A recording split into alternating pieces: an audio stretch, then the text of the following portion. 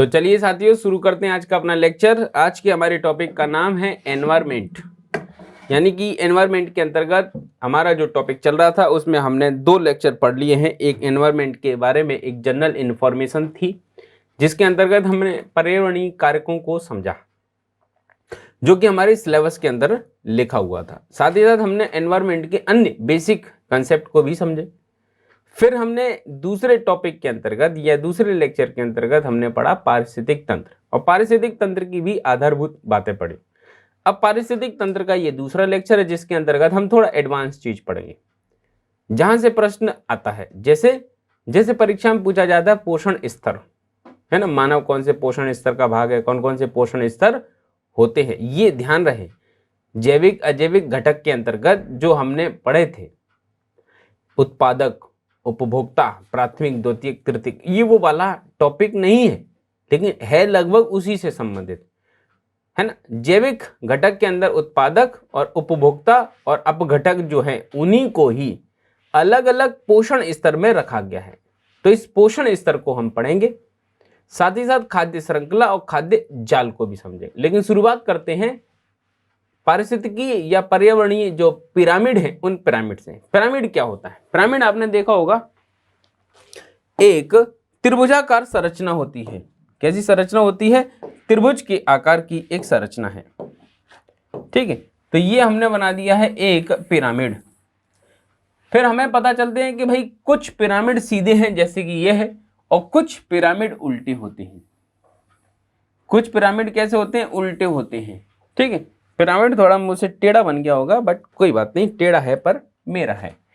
अब ये जो पिरामिड हैं इनमें से कुछ पिरामिड सीधे हैं, कुछ उल्टे हैं। पिरामिड जो है वो बनते 3 आधार पे हैं। एक जीव भार का पिरामिड है। जीव जो संख्या है उन संख्याओं की अगर भार को काउंट करेंगे तो भार के आधार पे पिरामिड बनता है। एक पिरामिड बनता है आपके संख्या के आधार पे, जीवों की जो संख्या है उस संख्या के आधार पे बनता है पिरामिड। एक पिरामिड बनता है ऊर्जा के आधार पे। एक पिरामिड क्या बनता है? ऊर्जा के आधार पे बनता है।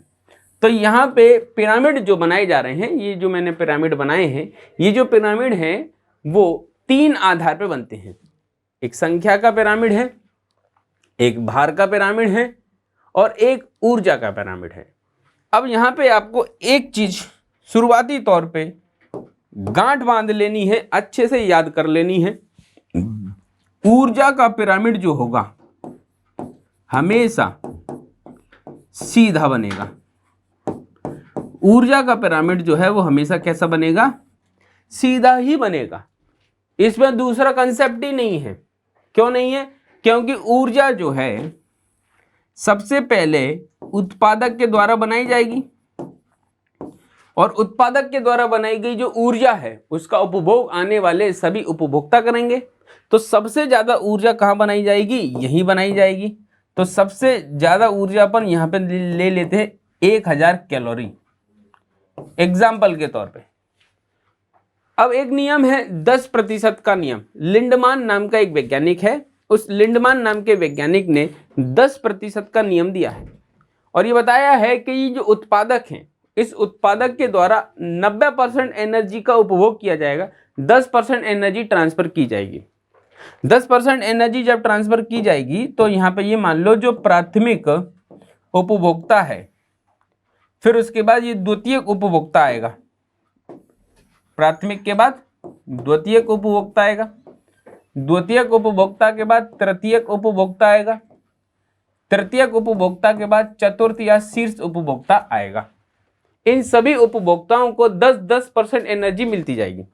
जैसे अगर हम इसका 10% निकालें तो बहुत आसानी से निकल जाएगा। इसका 10% एनर्जी इसको पहुंचेगी, तो इसके 10% एनर्जी यानी कि प्राथमिक उपभोक्ता को कितनी कैलोरी मिलेगी? 100 कैलोरी एनर्जी मिलेगी। अब ये जो है 100 कैलोरी एनर्जी में से 90% एनर्जी यूज करेगा, 10% एनर्जी आगे ट्रांसफर करेगा। तो 10% एनर्जी यानी कि केवल 10 कैलोरी। अब ये 10 कैलोरी को 90% यूज करके आगे ट्रांसफर करेगा तो 1 कैलोरी, ठीक है। ये क्या होगी? 1 कैलोरी।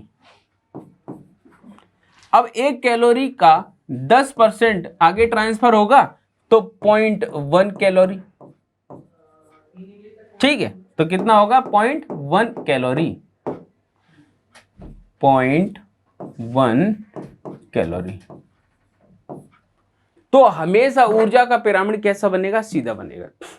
अब ऐसा कभी हो ही नहीं सकता, कंसेप्ट ही नहीं है, ऐसा दिमाग में ही नहीं रखना कि सबसे ज्यादा एनर्जी जो है वो चौथे उपभोक्ता के पास होगी। ऐसा कंसेप्ट ही नहीं है कि चौथे उपभोक्ता के पास सबसे ज्यादा एनर्जी रहेगी, फिर उसके बाद तीसरे वाले के पास रहेगी, फिर उसके बाद दूसरे वाले के पास रहेगी, फिर उसके बाद पहले वाले के पास रहेगी, और जो उत्पादक हैं, उत्पादक यानी कि जो भोजन बना रहे हैं, उनके पास 0.1 कैलोरी रहेगी, यानी कि जो बना रहा है उसके पास सबसे कम है। ऐसा संभव ही नहीं है। तो ऐसा हमेशा याद रखना कि ऊर्जा का पिरामिड, मैं पहले ही बता देता हूं कि ऊर्जा का पिरामिड उल्टा बनता ही नहीं है। अगर कोई उल्टा पिरामिड बना दे या किसी भी कंसेप्ट को लगा के आपको बोले, सिरे से ही नकार देना कि सर या तो आप कंफ्यूज हो रहे हैं या तो फिर हमें कंफ्यूज कर रहे हैं।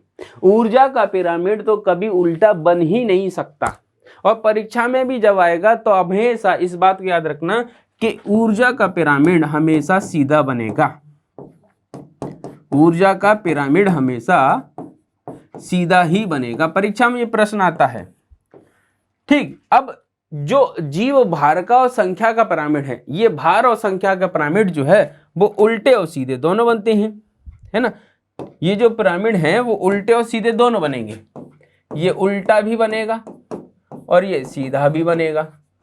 ठीक है, संख्या का पिरामिड उल्टा भी बनेगा और सीधा भी बनेगा। तो अलग अलग कंडीशन में ये उल्टे और सीधे बनेंगे, लेकिन संख्या के पिरामिड में कोई कंडीशन नहीं लगती, हमेशा सीधा ही बनेगा, उल्टे वाला तो हिसाब ही नहीं है। मतलब आपको ये बात हमेशा याद रखनी है कि इसमें उल्टा पिरामिड बनता ही नहीं है, किसी भी प्रकार से इसमें कंफ्यूजन लाना ही नहीं है। ठीक, अब ये दो जो आपके पिरामिड हैं, एक भार का पिरामिड है और संख्या का पिरामिड है, तो भैया इन पिरामिड के बारे में थोड़ा बहुत अब पढ़ लेते हैं अपन कि संख्या का पिरामिड कैसा बन रहा है, ऊर्जा का पिरामिड कैसा बन रहा है और भार का पिरामिड कैसा बन रहा है। ठीक, जैसे पारिस्थितिक पिरामिड जो है, किसी भी पारिस्थितिक तंत्र के प्राथमिक उत्पादकों एवं विभिन्न श्रेणी के जो उपभोक्ता होते हैं, जैसे प्राथमिक हुआ, द्वितीयक हुआ, तृतीयक हुआ या उच्च श्रेणी के जो उपभोक्ता हैं, तो टोटल हमारे पास ये इस प्रकार से 5 कैटेगरी आ गई। एक पहला और उसके बाद 4 उपभोक्ता। इनके जंतुओं की संख्या के आधार पर और इनके जीव के भार के आधार पर और उनके अंदर संचित ऊर्जा के आधार पर, इनके अंदर संचित ऊर्जा के आधार पर आपस में एक दूसरे से अंतर संबंध होता है, और इन्हीं संबंधों के आधार पर हम पिरामिड का निर्माण करते हैं, और इन्हीं संबंध के आधार पर हम जो बनाते हैं संरचना, वो क्या कहलाती है, पिरामिड कहलाती है। और पिरामिड आपने देखा है कि इस प्रकार से एक त्रिभुजाकार संरचना होती है, और ये त्रिभुजाकार संरचना उल्टी और सीधी दोनों बनती है। ठीक, कहीं कहीं उल्टी बन जाती है, कहीं कहीं उल्टी नहीं बनती, और जहां उल्टी नहीं बनती वो है इसके ऊर्जा का संबंध। ऊर्जा का पिरामिड कभी भी उल्टा नहीं बनता, और पिरामिड से एक क्वेश्चन परीक्षा में आएगा, तब मत बोलना कि सर आपने बताया नहीं कि इतना इंपॉर्टेंट है। तो ये आप पिछले साल का पेपर उठाएंगे, एमपीपीएससी 2024 को प्री का पेपर जब उठाएंगे तो आपको पता चलेगा कि यूनिट 7 के अंदर 10 तो टॉपिक दिए हुए, इन 10 टॉपिक में से पर्यावरण वाला जो टॉपिक है, ठीक है, इस पर्यावरण वाले टॉपिक से 2 प्रश्न पूछे गए हैं। तो इसका मतलब ये है कि औरों से 10% ज्यादा इंपॉर्टेंट हो गया, है ना। तो यहां से क्वेश्चन जरूर आता है।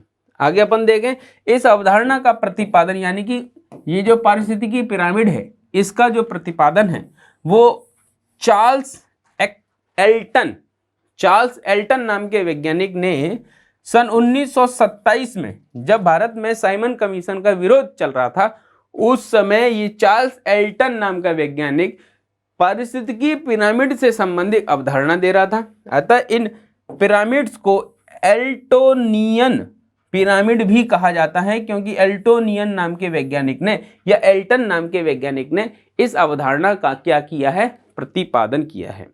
पारिस्थितिकी पिरामिड 3 प्रकार के हैं, तीनों पिरामिड के बारे में हम चर्चा कर लेते हैं। ठीक, इसके अंतर सबसे पहले हम जो चर्चा कर रहे हैं वो कर रहे हैं जीव के भार के आधार पर और संख्या के आधार पर। ठीक, तो सबसे पहले संख्या देख लेते हैं।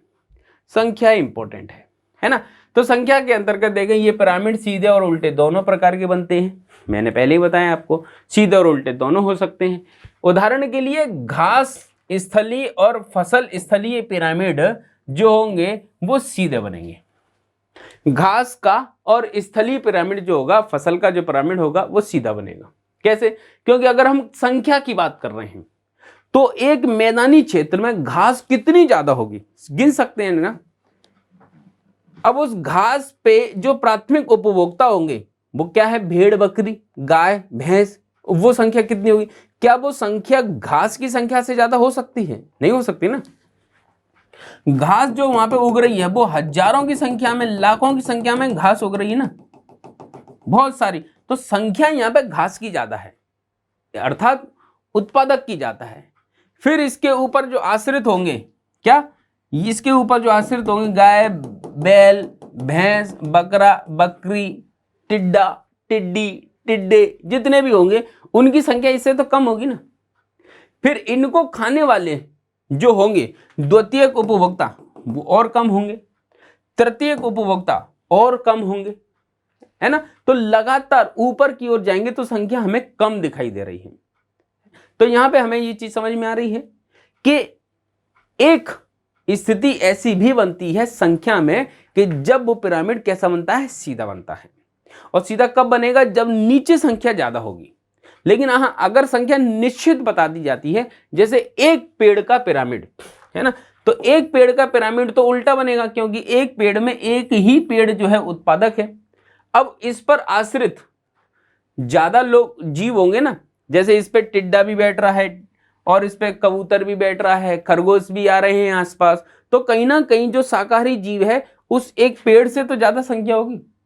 फिर इसके आसपास और भी कई छोटे छोटे जीव होंगे, और भी कई उससे मांसाहारी आसपास जीव होंगे, तो कहीं ना कहीं ऊपर की ओर संख्या बढ़ रही है ना। और यहां पे ऊपर की ओर संख्या घट रही है। तो जहां पे ऊपर की ओर संख्या बढ़ रही है वो उल्टा बनता है, और जहां पे ऊपर की ओर संख्या घट रही है, जहां पे ऊपर की ओर जा रहे हैं संख्या घट रही है, तो ऐसी स्थिति में वो सीधा बनेगा। और जहां पे संख्या घट रही है बढ़ रही है, वहां पे उल्टा बनेगा कि यहाँ पे एक पेड़ है, इसकी अपेक्षा यहाँ पे संख्या ज्यादा है और इसकी अपेक्षा यहाँ पे संख्या ज्यादा है। देखो संख्या के तौर पे आपको दिख जाएगा, है ना। तो यहाँ पे आपने को समझने के लिए क्या दिया है, उत्पादक संख्या एक, उपभोक्ता की संख्या ज्यादा, तीनों उपभोक्ता यहाँ एक साथ रख दिए हैं। और उसके बाद अपघटक जो है वो उनसे भी ज्यादा है। हर एक जीव के अंदर जीवाणु और कवक आदि शामिल हैं जो उसके जीव के शरीर को अंदर से अपघटित कर सकते हैं, करते भी हैं। ठीक, तो अगर संख्या निश्चित कर दी जाए, याद रखना, यदि संख्या निश्चित कर दी जाए, निश्चित हो, तो पिरामिड कैसा बनेगा, उल्टा। संख्या के आधार पर पिरामिड उल्टा बन जाएगा।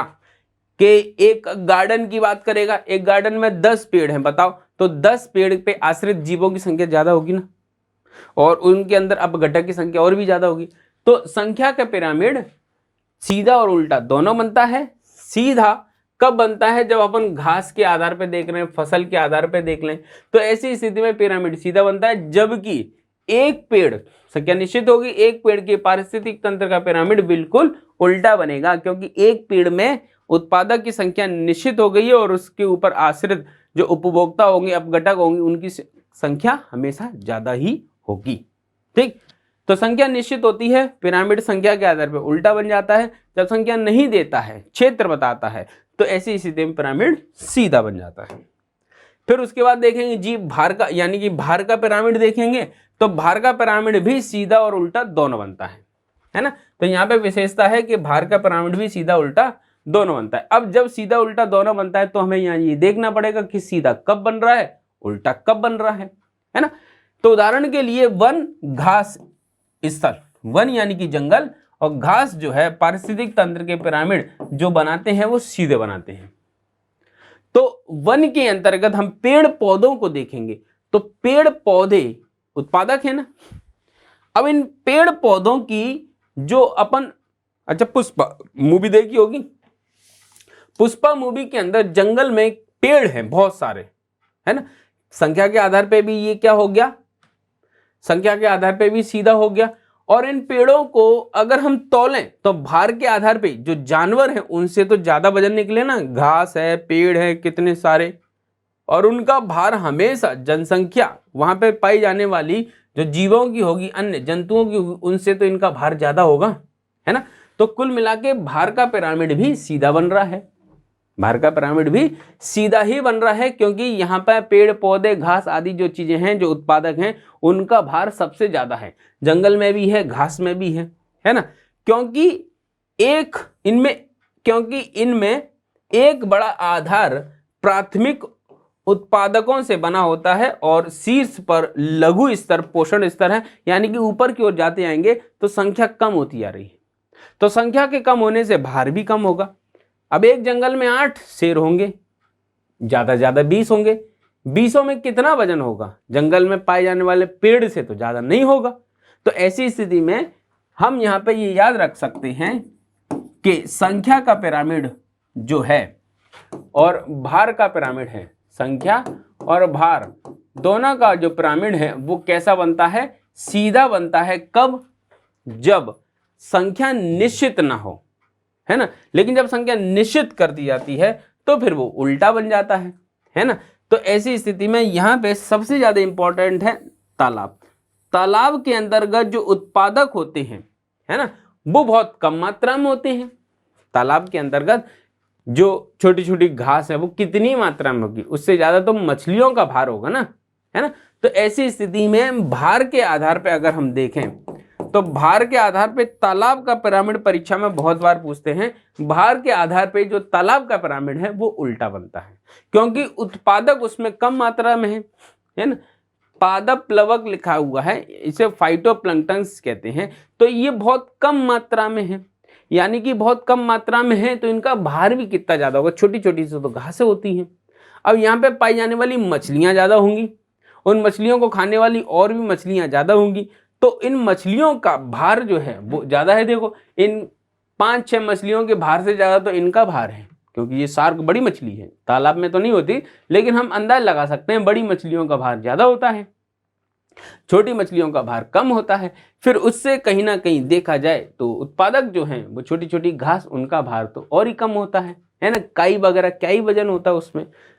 तो अगर ये पूछा जाए तालाब का पिरामिड भार के आधार पे, तो आप बताएंगे उल्टा। कैसा बनता है, उल्टा।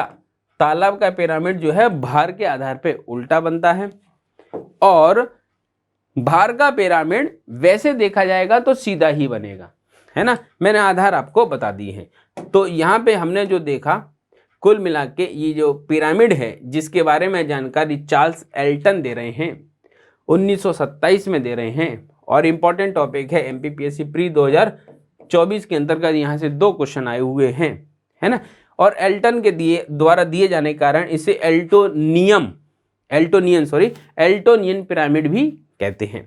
अब ये जो पिरामिड है वो कितने बनते हैं आपके, 3 बनते हैं, भार का पिरामिड, संख्या का पिरामिड और ऊर्जा का पिरामिड। ऊर्जा का पिरामिड तो हमेशा सीधा ही बनता है, उसमें उल्टे का कोई कंसेप्ट ही नहीं है, लेकिन भार और संख्या के में सीधा उल्टा दोनों बनते हैं, ठीक है। तो सीधे उल्टे बनते हैं। तो ऐसी स्थिति में सीधा कब बन रहा है, जब संख्या निश्चित ना हो।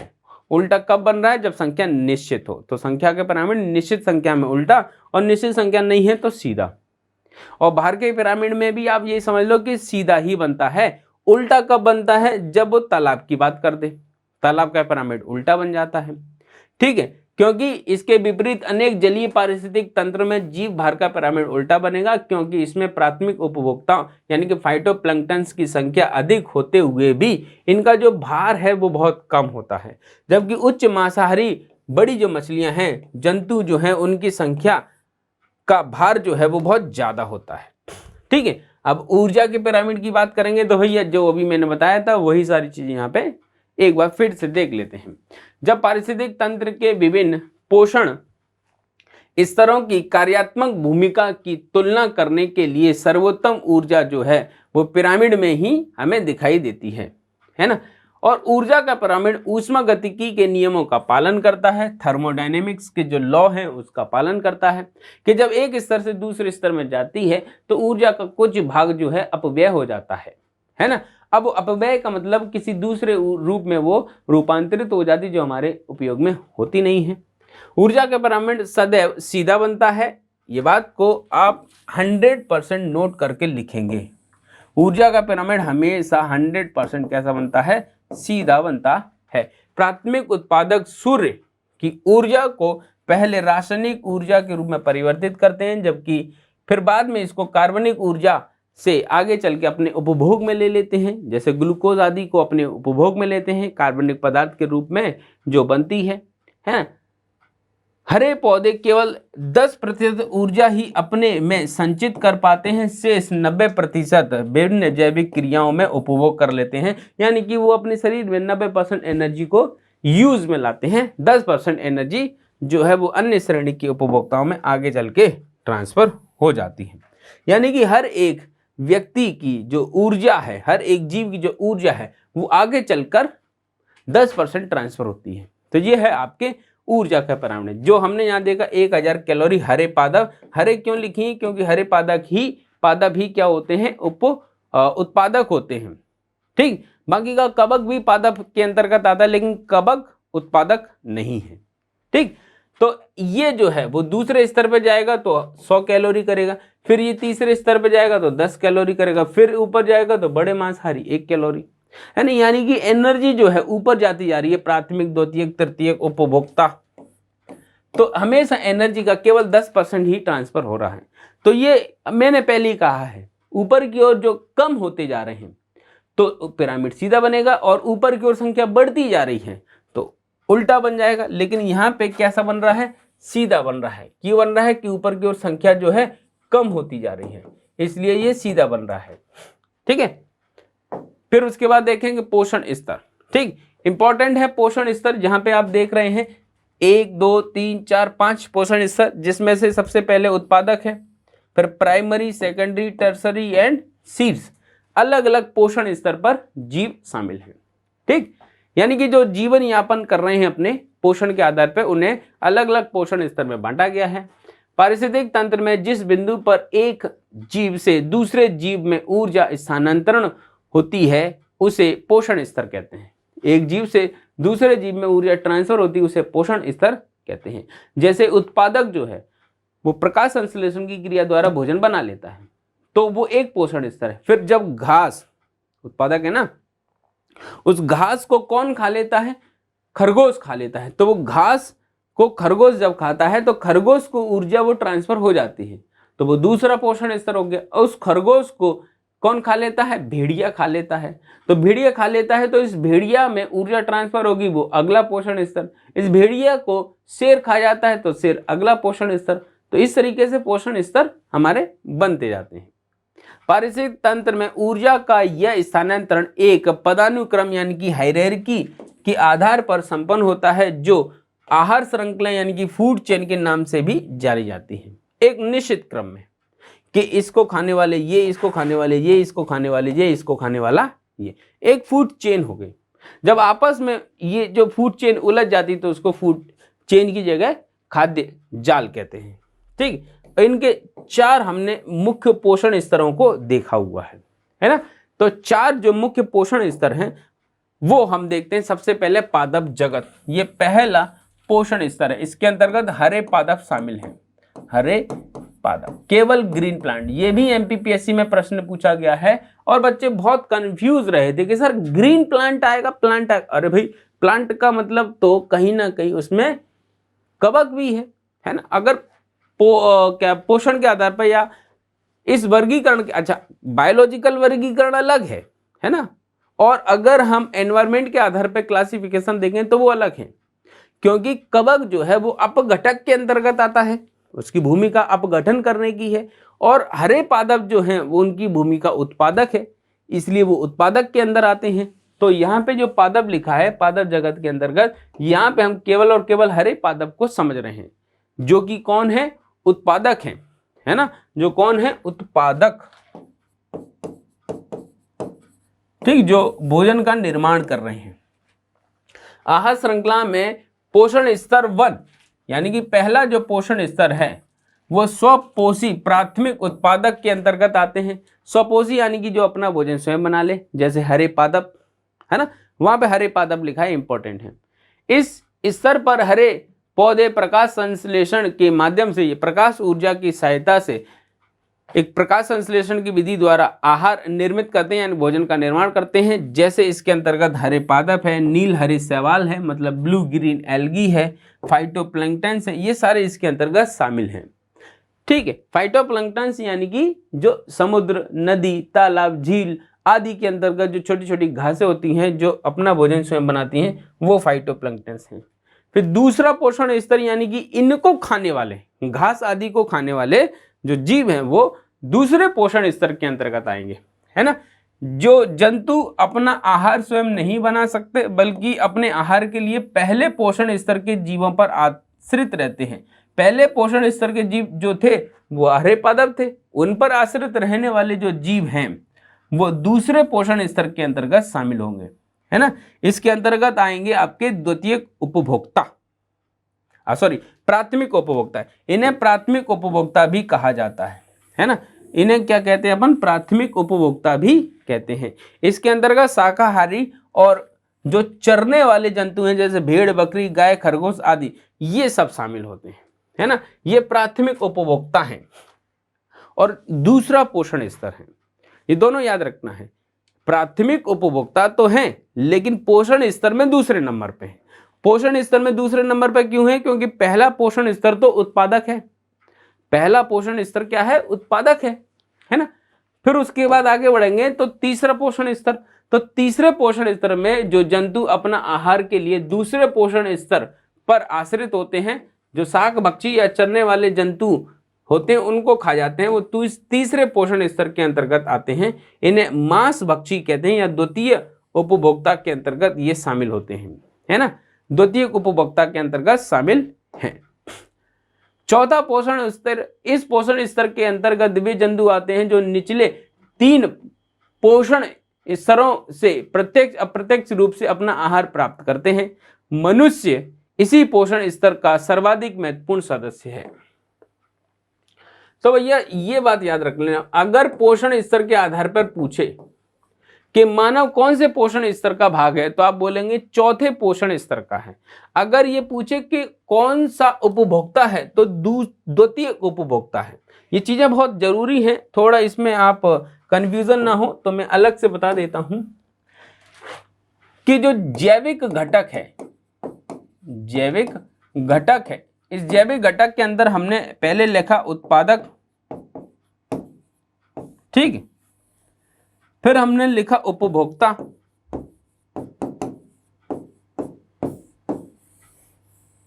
ठीक है, ये उत्पादक है, ये उपभोक्ता है।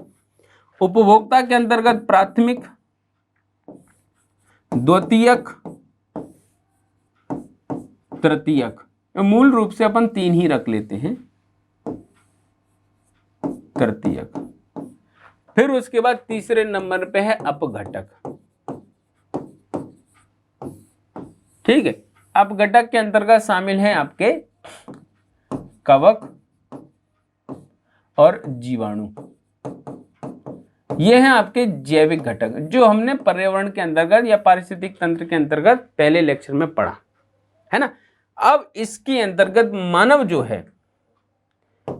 जो है वो यहां आता है, ठीक। इसके अंदर आते हैं शाकाहारी,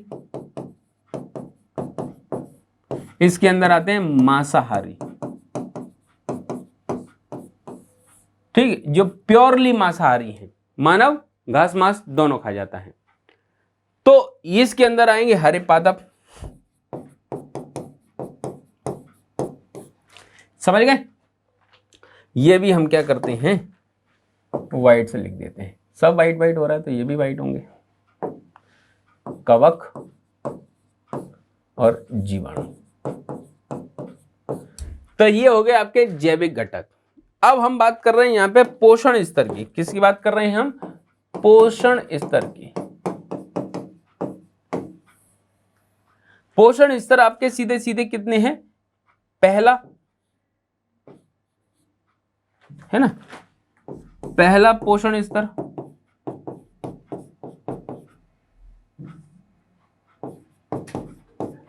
फिर उसके बाद दूसरा पोषण स्तर, फिर उसके बाद तीसरा पोषण स्तर, और उसके बाद फिर चौथा आखिरी पोषण स्तर। तो 4 पोषण स्तर हैं आपके पास। इन चारों पोषण स्तर के अंतर्गत शामिल हैं आपके अलग अलग प्रकार के जीव। पहले पोषण स्तर के अंतर्गत शामिल हैं आपके उत्पादक, दूसरे पोषण स्तर के अंतर्गत शामिल हैं आपके शाकाहारी जीव, ठीक है, जिसको हम ये रख सकते हैं कहां पर, आप कनेक्ट कर सकते हैं, ये यहां पे कनेक्ट हो जा रहा है, ये यहां पे कनेक्ट हो जा रहा है। तीसरा पोषण स्तर है, यहां पे थोड़ा हमें ध्यान देना है, तीसरे पोषण स्तर के अंतर्गत आएंगे मांसाहारी, जो शामिल है यहां पे ये तीसरे तृतीयक, इसलिए मैंने उसको चतुर्थ नहीं लिखा था। अब जो चौथा पोषण स्तर है, जिसे उच्च पोषण स्तर कहते हैं, यहां पे आता है मानव। क्योंकि मानव क्या है, इस पोषण स्तर के अंतर्गत घास, मांस सब खा जाता है। ये क्रमबद्ध रूप से उत्पादक, शाकाहारी, मांसाहारी, और यहाँ पर जो दोनों खा सकते हैं वो। तो मानव जो है वो चौथे पोषण स्तर का प्राणी है। और यदि जैविक अजैविक घटकों के अंतर्गत पूछे तो कौन से नंबर का उपभोक्ता है, तो दूसरे द्वितीयक उपभोक्ता के अंतर्गत आता है। किसमें आता है? द्वितीयक उपभोक्ता के अंतर्गत आता है। उपभोक्ता दूसरे नंबर का है और पोषण स्तर में चौथे नंबर का है। ठीक है,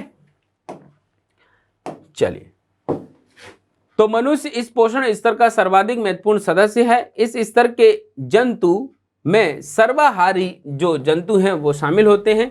वियोजक सूक्ष्म जीव भी सर्वाहारी होते हैं, यानी कि जो अपघटक हैं, है ना, अपघटक भी हैं, सर्वाहारी होते हैं, क्योंकि वे पौधों तथा सभी प्रकार के जंतुओं के मृत शरीर का वियोजन करते हैं, यानी कि अपघटन करते हैं, तथा इस दौरान अपना आहार भी ये ग्रहण कर लेते हैं। इन्हें अपघटक भी कहा जाता है। ये श्रृंखला के अंग नहीं होते, लेकिन इनके द्वारा अपघटन का कार्य प्रत्येक पोषण स्तर में किया जाता है ना, चाहे वो उत्पादक हो, चाहे वो उपभोक्ता हो, चाहे वो कोई भी हो, है ना। यहाँ पे भी है अपघटक, यहाँ पे भी है अपघटक, यहाँ पे भी, हर जगह।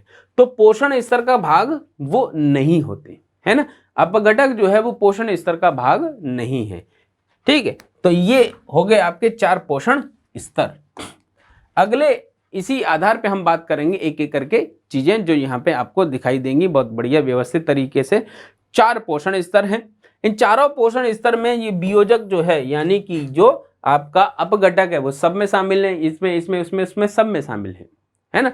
तो सूर्य से प्राप्त ऊर्जा का उपयोग करके स्वपोषी जो हरे पादप होते हैं, है ना, वो क्या करते हैं, वो अपना भोजन स्वयं बनाते हैं। वो प्राथमिक स्तर में आते हैं, फिर उनको शाकाहारी खाते हैं, दूसरे स्तर में आते हैं, फिर उनको मांसाहारी खाते हैं, तीसरे स्तर में, और मानव आता है चौथे पोषण स्तर में, है ना। मानव किस में आता है? चौथे पोषण स्तर में, और उपभोक्ता आता है दूसरे नंबर के स्तर में। ठीक है, तो ये याद रखना है, परीक्षा में यहाँ से क्वेश्चन बन जाएगा। अगला है खाद्य श्रृंखला। बचपन से पढ़ते आ रहे हैं, सिंपल सा टॉपिक है खाद्य श्रृंखला। तो खाद्य श्रृंखला का मतलब एक चेन में, कि ये घास है, घास को टिड्डे ने खाया, टिड्डे को मेंढक ने खाया, मेंढक को सांप ने खाया, सांप को बाज ने खा लिया। ठीक, तो ये खाद्य श्रृंखला है। आहार श्रृंखला में निम्न पोषण स्तर से उच्च पोषण स्तरों में ऊर्जा का स्थानांतरण तथा गमन का श्रृंखलाबद्ध क्रम होता है। यह सरल एवं जटिल दोनों हो सकती हैं। अधिकांश खाद्य श्रृंखला जटिल ही होती हैं। ठीक, फिर उसके बाद हम देखेंगे चराई खाद्य श्रृंखला, यानी कि वो अभी अपन ने देखा घास के मैदान में घास है, उत्पादक, फिर प्राथमिक उपभोक्ता, फिर द्वितीयक, फिर तृतीयक, लगातार ये चीजें बनती जा रही हैं, है ना। ये पक्षी की जगह आप यहाँ पे मेंढक कर लो। इसको वैसे टिड्डे को पक्षी खाता है, और पक्षी को बाज भी खा जाता है। आप चाहो तो सुधार भी सकते हो अपने स्तर पे, कोई नहीं, वो भी चल जाती है। ये भी खाद्य श्रृंखला सही है और ये भी खाद्य श्रृंखला सही है। वे उपभोक्ता जो भोजन के रूप में पौधों अथवा पौधों के भागों का उपयोग करते हैं, आहार श्रृंखला वहां से प्रारंभ होती है, चराई आहार श्रृंखला बन जाती है। यह आहार श्रृंखला हरे पौधों से प्रारंभ होती है तथा प्राथमिक उपभोक्ता शाक भक्षी तक चलती है। ये जो है खाद्य श्रृंखला एक एक करके चीजें एक दूसरे से स्थित हैं, इसने बनाई, फिर उसके बाद ये यहाँ इसको खा रहा है, ये सब खा रहे हैं, फिर इनको ये खा रहा है, फिर इनको ये खा रहे हैं, अलग अलग स्तर पे सारी चीजें चल रही हैं। ठीक है,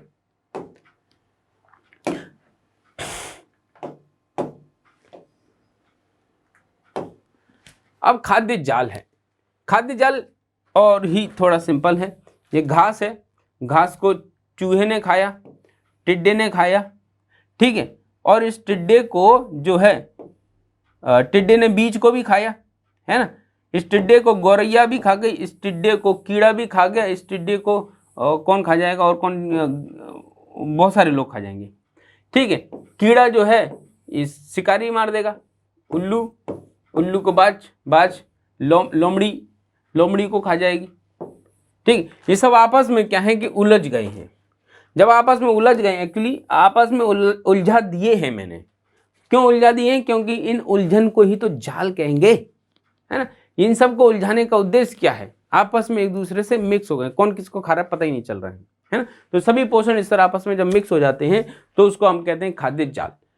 खाद्य श्रृंखला पारिस्थितिक तंत्र में होने वाले खाद्य अथवा ऊर्जा प्रवाह का केवल एक ही पहलू प्रस्तुत करते हैं और उससे यह अर्थ निकलता है कि जीवों में एक सीधा सरल संबंध होता है, लेकिन ऐसा निश्चित नहीं है। परंतु पारिस्थितिक तंत्र के अंदर अनेक परस्पर आंतरिक संबंध होते हैं, है ना। जैसे खाद्य श्रृंखला जो है वो कहीं ना कहीं हम समझ नहीं पाते, अर्थात एक खाद्य श्रृंखला के जीवधारियों का संबंध दूसरे खाद्य श्रृंखलाओं के जीवधारियों से होता है। इस प्रकार अनेक खाद्य श्रृंखलाओं के पारिस्थितिक तंत्र के अंतर्गत जो अंतर संबंध है वो खाद्य जाल के रूप में हमें दिखाई देता है। तो ये खाद्य जाल है ना। तो जब बहुत सारी खाद्य श्रृंखलाएं आपस में मिल जाती हैं तो मिलने के बाद जो जाल बनता है उसे अपन कहते हैं खाद्य जाल। तो खाद्य श्रृंखला और खाद्य जाल, तो यहाँ पे ये टॉपिक हो जाता है अपना कंप्लीट। तो पर्यावरण का एक टॉपिक, पारिस्थितिक तंत्र के दो टॉपिक, एनवायरमेंट के अंतर्गत जो अपना टॉपिक दिया है उसमें अब बचा है तीसरा जैव विविधता। तो जैव विविधता के भी हम लगभग 2 टॉपिक या ठीक लगा तो 3 टॉपिक तैयार करेंगे, जिससे हमारा ये जो टॉपिक है पूरी लाइन जो है वो कंप्लीट हो जाएगी। ठीक, तो आज केवल हम इतना ही पढ़ेंगे, आगे हम अगले लेक्चर में जैव विविधता के साथ फिर से कंटिन्यू करेंगे। तब तक के लिए विदाई, जय हिंद।